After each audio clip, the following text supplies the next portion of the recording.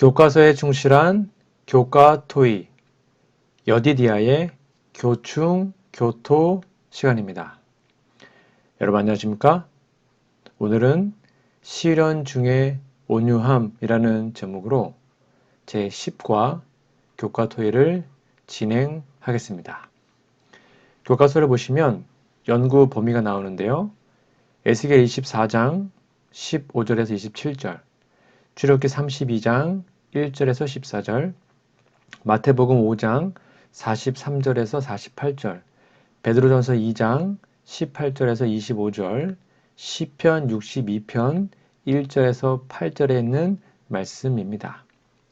오늘의 기억절 말씀입니다. 온유한 자는 복이 있나니 그들이 땅을 기업으로 받을 것이며, 마태복음 5장 5절 말씀입니다. 기억절 노래 들으시고 이어서 말씀 연구를 진행하겠습니다. 3기 10과 온유한 자는 복이 있나니 그들이 땅을 기업으로 받을 것이미요. 마태복음 5장 5절.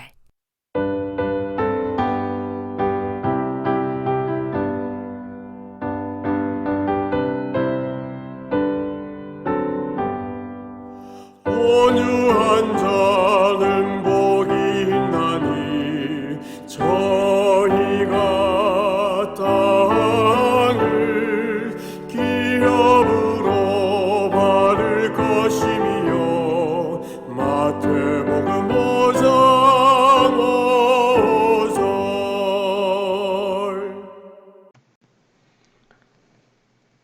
8월 28일 일요일입니다. 제목은 부서진 떡과 부어진 포도즙. 교과서에 보시면 오즈월드 체인버스는 우리가 다른 사람들을 위해 부서진 떡과 부어진 포도즙이 되어야 한다고 말했는데요. 이 말의 의미는 무엇이라고 생각하십니까? 뭘까요? 네, 부서진 떡과 부어진 포도즙은 여러 사람이 먹을 수 있게 된 상태를 나타냅니다. 그리스도인은 많은 사람들에게 떡과 포도즙이 되어야 한다는 의미입니다. 밑에 있는 두 번째 질문입니다. 에스겔 24장 15절에서 27절 읽어보라. 어떤 일이 일어나고 있는가? 에스겔이 이와 같은 시련을 통과해야 했던 이유는 무엇인가? 꼭 읽어보시고 답을 적어보십시오. 에스겔이 여호와 하나님의 하실 일의 표징이 되도록 하셨습니다. 이스라엘 전체를 위하여 에스겔은 부서진 떡이 된 것입니다. 옆에 있는 묵상 질문입니다. 아내를 잃고도 슬퍼하지 말아야 했던 에스겔의 경험을 다시 한번 묵상해 보십시오. 어떤 교훈을 얻을 수 있습니까? 이 답은 묵상 질문 밑에 있는 교과서에 잘 나와 있습니다. 에스겔이 눈에 기뻐하는 것을 상실한 것은 이곳에서 백성들의 마음에 하나님의 기별을 생생하게 새겨주기 위해 사용되었다. 에스겔의 경험은 하나님을 섬기는 일에 종사하는 것이 고통과 재난에서 면제되는 것을 의미하지 않는다는 교훈을 강력하게 인식시킨다. 때때로 하나님의 사자들은 그리스도인의 활동에 적극적으로 종사하지 않는 자들보다 더 맹렬하게 공격을 받는 것처럼 보인다. 그러나 원수가 괴롭힐 때 하나님은 살아남은 자들을 정결케 하는 일에 그 무거운 슬픔을 유익한 것으로 전환시키기를 기뻐한다. 이 구절을 개인적으로 잘 묵상해 보시기 바랍니다. 예수님은 사람이 듣고 경험하기에 괴로운 교훈을 분명히 하셨습니다. 마태복음 10장 37절입니다. 아버지나 어머니를 나보다 더 사랑하는 자는 내게 합당하지 아니하고 아들이나 딸을 나보다 더 사랑하는 자도 내게 합당하지 아니하며라고 했는데요. 이러한 삶은 자기 십자가를 지는 삶입니다. 부모, 형제, 부부간 또 자녀를 사랑하는 것이 예수님 안에서 이루어져야 합니다. 그들을 사랑하는 것이 예수님 밖에서 이루어지면 육체를 따라 썩는 어떠한 도덕적인 감성적인 삶이 되는 것입니다. 예수님은 이것을 지적하셨죠. 영원한 가족이 아니면 다 헤어질 수밖에 없는 슬픈 가족입니다. 아브라함에게 이삭을 번제로 드리라고 한 것도 영원한 하나님의 가족의 길을 가르쳐 준 것입니다. 그래서 예수님은 누구든지 하늘에 계신 내 아버지의 뜻대로 하는 자가 내 형제요, 자매요, 모친이라고 하셨던 겁니다. 영원한 모친, 형제, 자매는 다 예수님 안에서만 가능합니다. 에스겔도 그랬고, 호세아도 그랬고, 이사야도 그랬습니다. 그들은 다 영원한 가족으로 영원한 곳에서 말로 할 수 없는 사랑으로 서로 사랑하게 될 것입니다. 이것을 바라보며 이 땅에서는 십자가를 지고 주님을 따라야 합니다. 물론 그렇지 않고 주님의 섭리 안에서 이 땅에서도 예수님 안에서 넘치는 사랑과 행복을 누리는 사람도 있습니다. 시편 115편 3절 오직 우리 하나님은 하늘에 계셔서 원하시는 모든 것을 행하셨나이다. 오늘의 귀한 말씀을 잘 묵상해 보시기 바랍니다. 일요일 예루신의 권면입니다. 부서지는 경험이 필요함. 죄를 자복하는 일은 그대들의 위신을 손상시키지 않을 것이다. 오히려 이러한 거짓된 위신을 떨쳐버리는 것이 나을 것이다. 거룩하신 바위이신 주님께 떨어져 부서질 때 그리스도께서는 그대들에게 참되고 신령한 위신을 주실 것이다. 교만, 자존심, 및 독선으로 말미암아 자신의 죄를 자복하지 못하고 허락의 말씀을 주장하지 못하게 하는 일이 없어야 한다. 가르포문 기별 1권 327페이지에 있는 말씀입니다. 8월 29일 월요일입니다. 제목은 은혜 베푸시기를 중재함. 교과서 질문해 보시면 출애굽기 32장 1절에서 14절을 읽어보라. 여기서 모세는 어떤 역할을 수행하고 있는가? 워낙 유명한 말씀이지만 읽어보시고 답을 적어보세요. 네, 바로 중재자, 중보자 역할을 하고 있습니다. 이스라엘의 범죄를 자기의 죄로 여기고 차라리 그들 대신에 자기를 생명책에서 지워달라고 이름을 도말해달라고 간구한 것이죠. 예수님의 십자가를 그대로 표상하고 있습니다. 밑에 질문입니다. 출애굽기 32장 1절에서 14절은 두 가지 중요한 문제를 나타내 보여준다. 모세는 이스라엘을 진멸하지 말도록 여호와께 요청하면서 어떤 이유를 제시했는가? 12절부터 14절까지만 좀 읽어드리도록 하겠습니다. 어찌하여 애굽 사람들이 이르기를 여호와가 자기의 백성을 산에서 죽이고 지면에서 진멸하려는 악한 의도로 인도에 내었다고 말하게 하시려 하나이까?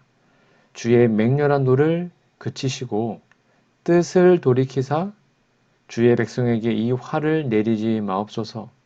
주의 종 아브라함과 이삭과 이스라엘을 기억하소서.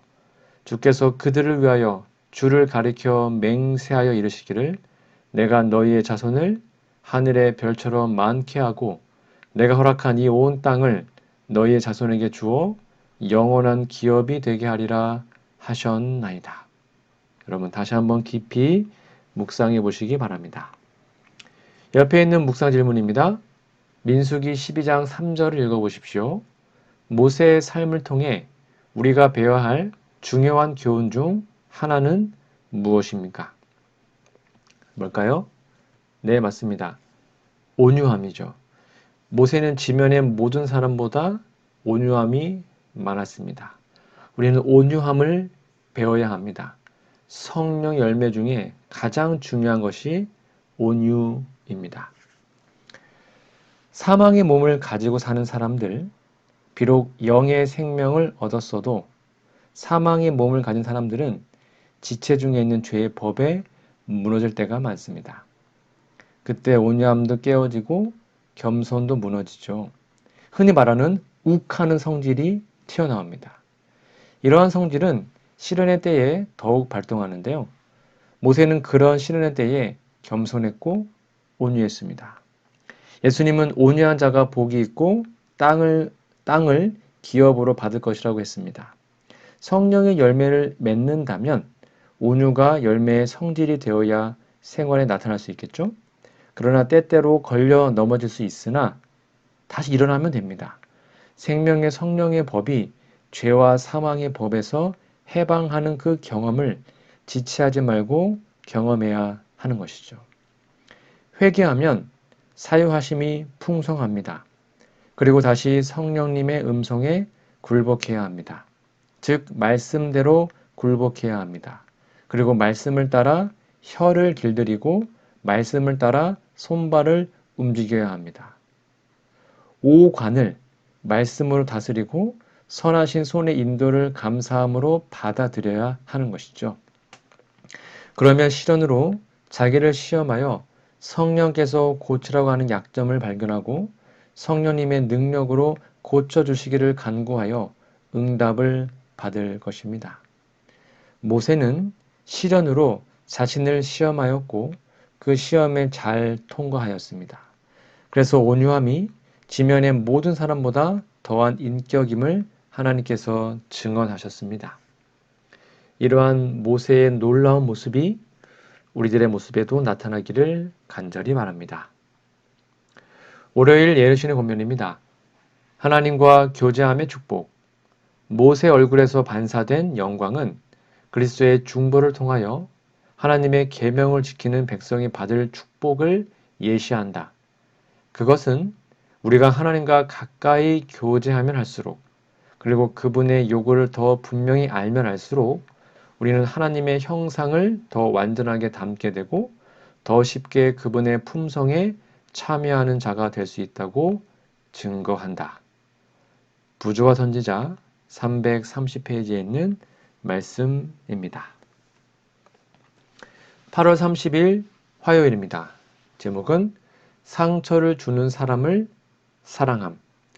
교과서 질문해 보시면 원수를 사랑한다는 것은 진주가 묻혀있는 흙을 사랑한다는 뜻이 아니고 흙 속에 묻혀있는 진주를 사랑한다는 의미이다. 하나님께서는 우리가 원래부터 사랑스럽기 때문에 사랑하는 것이 아니다. 그분께서 우리를 사랑하시기 때문에 우리가 사랑스럽게 되는 것이다. 그대는 그대의 원수를 쳐다보면 무엇이 보이는가? 진주인가? 아니면 진주를 덮고 있는 흙인가? 여러분은 어떠세요? 그럼 여러분의 각자의 답을 적어 보십시오. 나는 과연 나의 원수를, 내가 별로 안 좋아하는 사람을 진주로 보는지 아니면 흙으로 보는지를 잘 적어 보시기 바랍니다. 옆에 있는 밑에 있는 두 번째 질문입니다. 마태복음 5장 43절에서 48절 읽어보라. 예수님께서는 우리에게 원수를 사랑하고 그를 위하여 기도하라고 말씀하신다. 예수님께서는 우리가 원수를 왜 사랑해야 하는지를 이해할 수 있도록 천연계에서 어떤 예를 주셨는가? 예수님께서 우리에게 가르치시고자 하는 것은 무엇인가? 짧은 구절이니까 읽어보시고 한번 답을 적어보십시오. 네, 하나님은 악인이나 의인이나 차별 없이 햇빛과 비를 주시는 것처럼 그리스도인도 차별 없이 사랑을 베풀어야 합니다. 비록 원수라도 그렇게 해야 합니다. 옆에 있는 묵상 질문입니다. 마태복음 5장 48절을 읽어보십시오. 이 말씀의 참된 의미는 무엇일까요? 정답은 네, 모든 사람들에게 하나님의 구원의 생명을 나누어 주라는 뜻입니다. 원수를 사랑한다는 것은 또는 사랑하라는 것은 감정적인 이야기를 하는 것이 아닙니다. 하나님을 대적한 원수 루시퍼에게 충분히 돌아올 수 있는 기회를 주셨고 그가 거절하고 하늘을 떠났어도 오래 참으심으로 그의 모든 본질이 드러나도록 기다리셔서 우주가 오해하지 않고 사탄 자신도 자기의 주장이 거짓이라는 것을 스스로 인정할 때까지 온유와 사랑으로 기다리십니다. 그러나 모세에게 말씀하신 대로 죄인은 죄인으로 다스리십니다. 죄인은 그 자체가 사망이기 때문에 사망하게 두시는 겁니다. 사탄과 그의 추종 천사들도 마침내 스스로 존재를 상실할 것입니다. 사람도 똑같습니다. 그러나 아직도 사람에게 기회가 있을 동안 기다리고 그들이 돌아오기를 열망하십니다. 그처럼 그리스도인도 예수님을 모르는 사람들에게 예수님 안에 있는 영원한 생명을 얻도록 온유함으로 이끌어야 합니다. 이것이 원수를 사랑하는 주님이 가르쳐 주신 방법입니다. 마음에 꼭 새겨보시기 바랍니다. 화요일 예언신의 권면입니다. 예수님의 모본. 그분은 당신의 원수를 구원하시려고 죽으셨다. 그분은 당신을 죽인 자들을 위하여 기도하셨다. 그분은 당신의 모본을 가르치시며 제자들에게 내가 이것을 너희에게 명함은 너희로 서로 사랑하게 하려 함이로라. 내가 너희를 사랑한 것 같이 너희도 서로 사랑하라고 말씀하셨다. 시물교훈 382페이지에 있는 말씀입니다. 8월 31일 수요일입니다. 제목은 굳게 담은 입. 여러분 교과서 질문해 보시면 베드로전서 2장 18절에서 25절을 읽어보라. 베드로는 종들에게 놀라운 조언을 하고 있다. 그는 예수님께서 부당하고 고통스러운 대우를 받으셨을 때 어떻게 반응하셨는지를 묘사하면서 그분이 남겨놓으신 모본의 자취를 그들도 따라야 한다고 권면한다. 우리는 베드로가 설명한 예수님의 모본을 통해 시련 중에 가져야 할 온유와 겸손에 관한 어떤 원칙을 배울 수 있는가? 정답이 무엇일까요? 네, 23절, 24절이 정답입니다.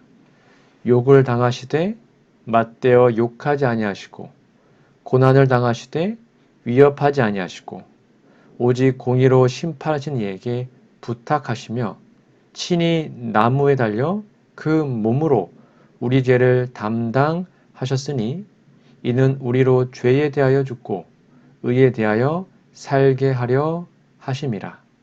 그가 채찍에 맞음으로 너희는 나음을 얻었나니. 더 깊이 묵상해 보세요.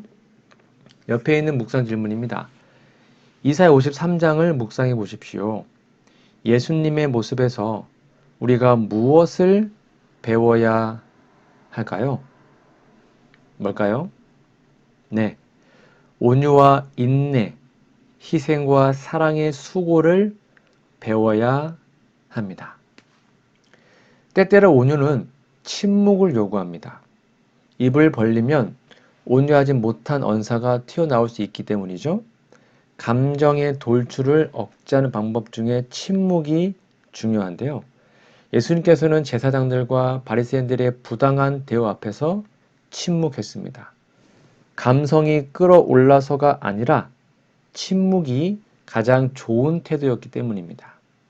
우리 언어 생활에서 감성이 나타나야 하는 상황에서 침묵의 온유를 훈련하는 것도 좋은 일이죠. 때때로 침묵하면 상대가 더욱 화를 낼 수도 있습니다. 너 무시하냐? 라고 덤빌 수도 있기 때문이죠. 그때도 침묵하든지 조용하게 입을 벌리면 과격한 표현이 나올까봐 내가 지금 침묵합니다 라는 대답을 할 수도 있겠죠. 오늘 교과서에 나오는 화요일 교과에는 온유함은 피해를 볼 때 썩내지 않고 인내로서 견디는 것이다 라는 정의는 합당한 정의라고 생각됩니다. 예수님이 그러셨습니다. 성품 변화라는 것은 우리의 감성이 거룩하게 나타나는 것으로 증명됩니다. 성령의 열매의 9가지 성질은 다 감성에 해당되는 것입니다. 오늘도 우리 오간의 문에 파수꾼을 세우고 성령께서 우리를 주장하도록 맡겨서 생활의 온유가 드러나는 하루하루가 되도록 하나님께 복 주시기를 간절히 기도합니다. 수요일 예언신의 권면입니다.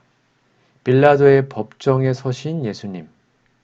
빌라도는 그들의 목적을 간파하였다. 그는 죄수가 정부를 전복하려는 음모를 꾸며다는 주장을 믿지 않았다. 예수님의 온유하고 겸손한 자태는 고소 내용과는 전혀 일치하지 않았다. 예수님을 향하여 네가 유대인의 왕이냐? 라고 그가 물었을 때 구주께서는 내 말이 옳도다 대답하셨다. 그분이 말씀하실 때 그분의 용모는 마치 햇빛이 비추고 있는 것처럼 빛났다. 시대소망 726페이지에 있는 말씀입니다. 9월 1일 목요일입니다. 제목은 우리의 반석과 피난처. 교과서 질문해 볼게요. 시편 62편 1절에서 8절 읽어보라. 이 시편의 배경은 무엇인가? 다윗이 말하고자 하는 핵심은 무엇인가? 그대는 다윗의 말을 통해 어떠한 영적인 원칙을 배울 수 있는가? 어떻게 하면 그 원칙들을 그대 자신의 삶에 적용할 수 있겠는가? 읽어보시고 답을 적어보세요. 다윗이 부당한 시련을 당하는 것이 배경이며 그럴지라도 하나님을 바라보고 의지하며 온유하게 대하는 것을 나타냅니다. 이것을 배워야 하고요. 성령님의 역사로 가능할 뿐임을 우리는 기억해야 합니다. 옆에 있는 묵상 질문인데요. 시편 62편의 말씀을 깊이 묵상하며 마음에 새겨 보십시오. 특별히 제가 좀 5절부터 8절까지 말씀을 읽어드리겠습니다. 나의 영혼아 잠잠히 하나님만 바라라. 물은 나의 소망이 그로부터 나오는도다. 오직 그만이 나의 반석이시요 나의 구원이시요 나의 요새이시니 내가 흔들리지 아니하리로다. 나의 구원과 영광이 하나님께 있으며 내 힘의 반석과 피난처도 하나님께 있도다. 백성들아 시시로 그를 의지하고 그의 앞에 마음을 토하라. 하나님은 우리의 피난처시로다. 우리는 항상 뇌리에 새겨질 사실은 우리가 살고 있는 이 세상은 죄와 사망의 세상이라는 사실입니다. 그것이 우리의 생활 현장이고 실제입니다. 이런 세상에서 그리스도인은 이 세상의 인종이 아니고 예수님을 믿음으로 성령으로 거듭난 영의 사람들입니다. 죄와 유혹이 활개치는 환경에서 영의 생활을 이어가는 것은 실현 그 자체죠. 다윗이 시편 62편에서 그렇게 기도할 수밖에 없는 환경이 바로 그거였습니다. 하나님 왜 이런 경험에서 속히 건져주지 않냐? 라고 항의할 수 없었습니다. 건져내는 가장 쉬운 방법은 죽음의 잠을 재우는 것이었죠. 그러나 그것은 원하지 않습니다. 하나님께서는 기다리십니다. 재림으로 이 모든 문제는 한꺼번에 해결될 것입니다. 그때까지 소망으로 기다려야 합니다. 그러려면 인내해야 하고 온유해야 합니다. 우리의 사고방식이 이렇게 되면 시련을 감사와 소망의 즐거움으로 맞고 보낼 수 있지 않을까요?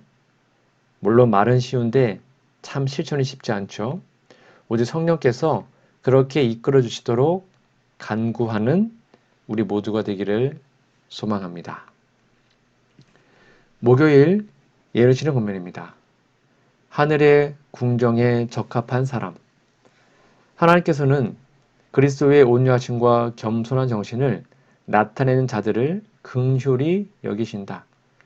그들이 비록 세상의 멸시를 받을지 모르지만 하나님께서 보시기에 그들은 큰 가치가 있다. 지혜자와 위인과 자선하는 자들만이 하늘 궁정에 들어갈 통행권을 얻는 것이 아니다. 그리스도께서 함께 거하시기를 갈망하는 마음이 가난한 자, 하나님의 뜻 행하기를 최고의 희망으로 삼는 마음이 겸손한 자, 이런 사람들이 넉넉히 들어갈 권리를 얻을 것이다. 시대의 소망 301페이지에 있는 말씀입니다. 네, 오늘 저는 제10과 시련 중에 온유함이란 제목으로 함께 말씀을 나눴는데요. 여러분, 연구 범위 꼭 읽어보시고 기억절도 꼭 외워주시면 감사하겠습니다. 우리 다음 주에는요, 제11과 시련 중에 기다림이라는 제목으로 함께 말씀을 나누겠는데요. 다음 주까지 주님 안에서 반대와 시련을 온유함으로 이겨내시고 내가 피해를 봐도 성내지 않고 견디는 것이 온유임을 기억하시고 타인을 섬기기 전에 자신이 부서지는 경험을 하기를 바랍니다. 불순종하는 자들을 위해서도 자비와 은혜를 간청, 그리고 나에게 상처를 주는 원수도 사랑할 수 있도록 주님 안에서 그러한 삶을 살 수 있도록 기도합시다.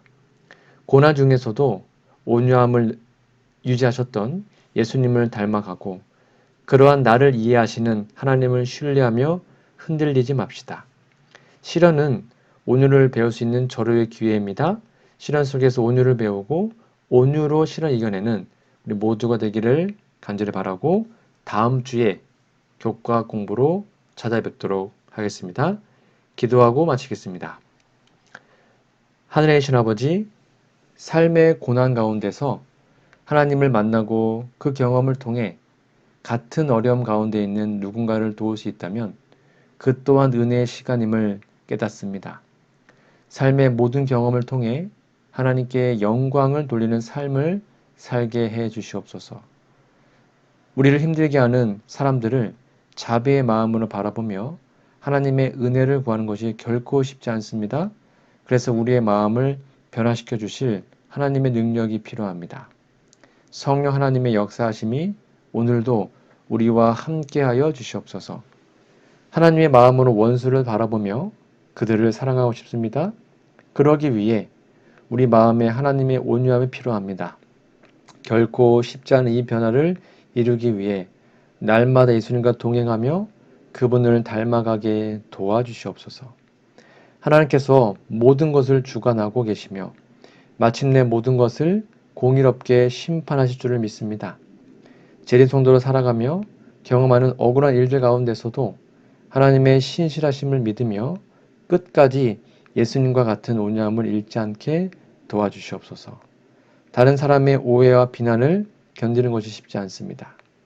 저도 모르게 악한 본성으로 대할 때가 참 많았는데요. 하지만 그럴 때마다 우리의 내면의 깊은 곳까지 알고 계신 하나님께서 우리와 함께 하심을 기억하고 다시 한번 온유함으로 승리하게 도와주시옵기를 예수님의 이름으로 간절히 기도합니다. 아멘.